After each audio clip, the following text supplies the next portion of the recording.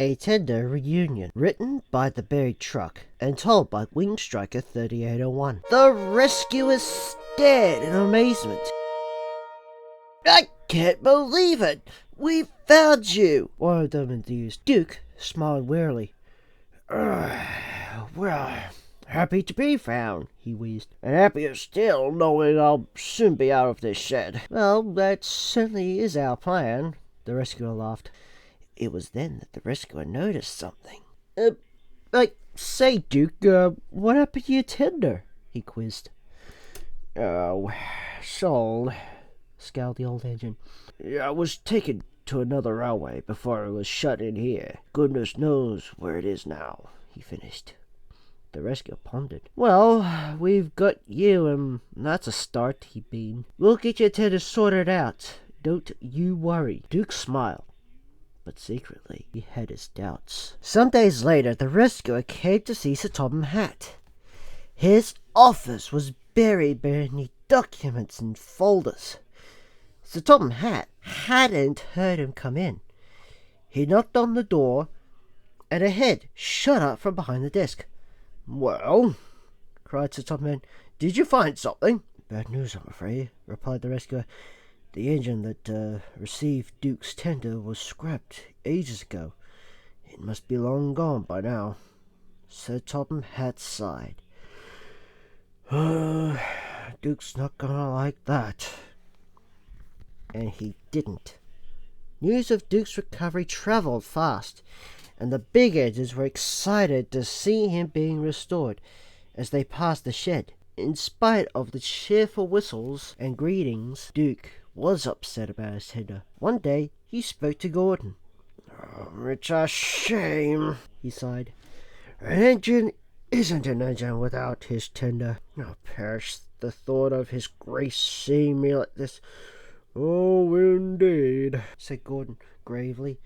"Why, if I lost my tender, I'd never leave the shed. It's only undignified and—" Gordon trailed off, seeing the dejected look on Duke's face.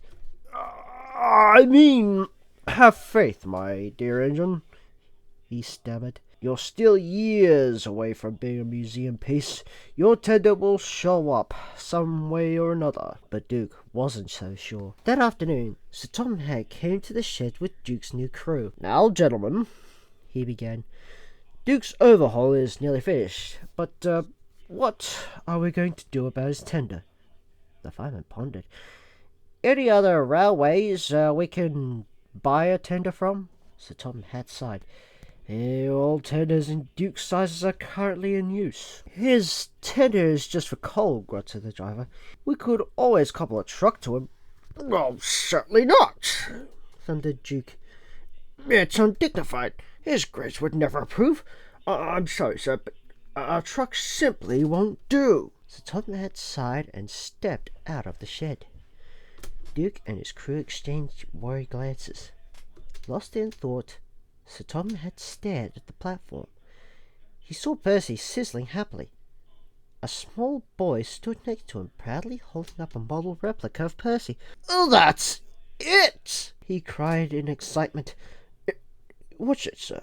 "Duke, my boy," he chuckled, "I know just what to do. You wait and see." Duke didn't know what to say, so he said nothing. The months passed and Christmas was approaching. As the snow peppered the rails, the little engines found themselves quite busy. Duke's overhaul was complete, but it remained in the shed a most singular engine.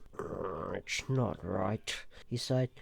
"Be shut in here when there's work to be done." "Well, I should think so," puffed Duncan as he steamed by. "Enjoy the rest while they're getting it. Some of us aren't getting any at all." Duke's face fell. Skarloey was more sympathetic. It's out of your control, Duke," he smiled. "Nothing for you to get upset about. We're getting along just fine, in spite of what our Grinch may tell you." Duke smiled. He still felt he was letting everyone down. But little did he know, a surprise was just around the corner. Dawn broke over the island. Sir Topham Hatt had a spring in his step as he walked towards the works. He flung the doors open proudly and— "My tender!" With a grin, Sir Topham Hatt turned around, and his grin disappeared. "What on earth?" he gasped. Outside of the shed was a lorry with a long flatbed, and sat upon it, looking shabby and rusted, was a tender. Duke could hardly believe his eyes. Leaning on the lorry was an elderly farmer. "I thought you might be needing this," smiled the farmer. Peter Sam was puzzled. "But I thought that the tender was sold to another railway." "Well, it was," said the farmer. "But the engine it was meant for was scrapped before it even was shipped off the island. I brought it instead, and I've been using it to hold feed for my stock." "I don't believe it." Duke smiled. "It's been on the island the whole time." It was then that Duke noticed that Tom had. "Look, sir," he cried. "My tender has been found." "Oh, that's wonderful, Duke," said Sir Tom Hat plainly. Is everything all right, sir?" asked Duke. Then he looked towards the workshed and gasped. There was a tender that looked just like his. "My tender?" "Yes," said Sir Tom Hat. "I didn't think we'd find your original tender, so I had the men build a replica for you. It was nearly finished, but he trailed off. I suppose you'll want your original tender back." Duke was speechless. "You went through all that trouble just for me, sir?" "Of course," said Tom Hanson. "You're one of my engines now, and after all," he smiled, "it wouldn't suit his grace to have you sitting in these sheds all day." Duke beamed. "Well, thank you, sir. This has been the best gift I could ever receive." "Well," said the farmer, "I don't need this tender any more. I've got a new carrier for the feed, so you're welcome to keep it." Duke pondered.